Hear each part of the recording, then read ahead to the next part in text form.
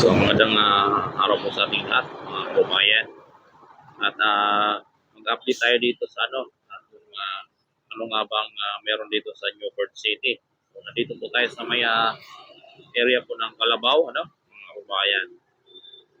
So, ayan po mga kababayan, at baka naman po, papalo at subscribe ng ating channel at saka Facebook page sa ating mga kababayan, at pa-share na din po sa ating mga kaibigan.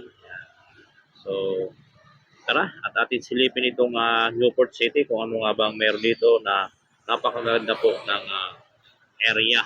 So, hindi na po natin ito papatanggalin mga kababayan at atin ang papasadahan. So, tara, let's go mga kababayan.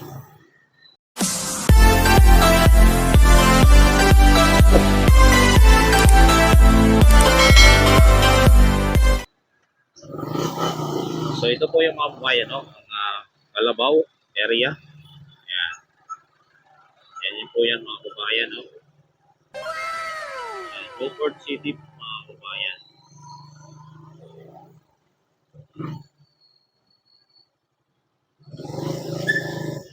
So, yan po yan mga kababayan, yan, Kalabaw.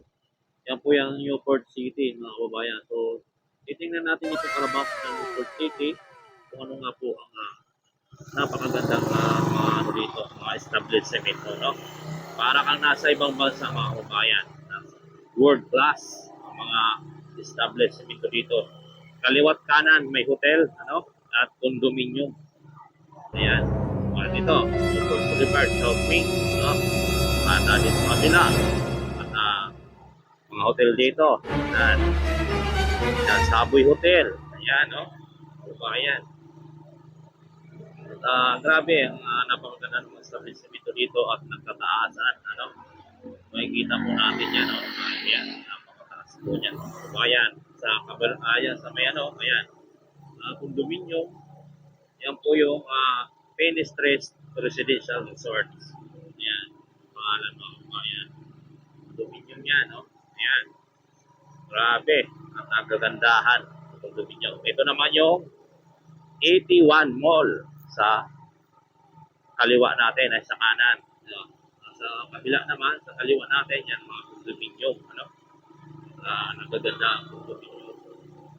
At ito, iba rin ito ang pangalan ng condominium na to. Ito yung pangalan niya. Sarasuta Residential Resorts. Mga kabayan. So dito naman sa kabila, meron na Del Monte Hotel, Marriott, Okora, yan. At yung Maxim, tapos yung Marriott Hotel, itong Marriott Ballroom, ito naman yung St. Mary's na simbahan. At doon naman sa unahan, Okora at saka itong blue, ang fiberglass, yan naman po ang Del Monte Hotel, mga kababayan.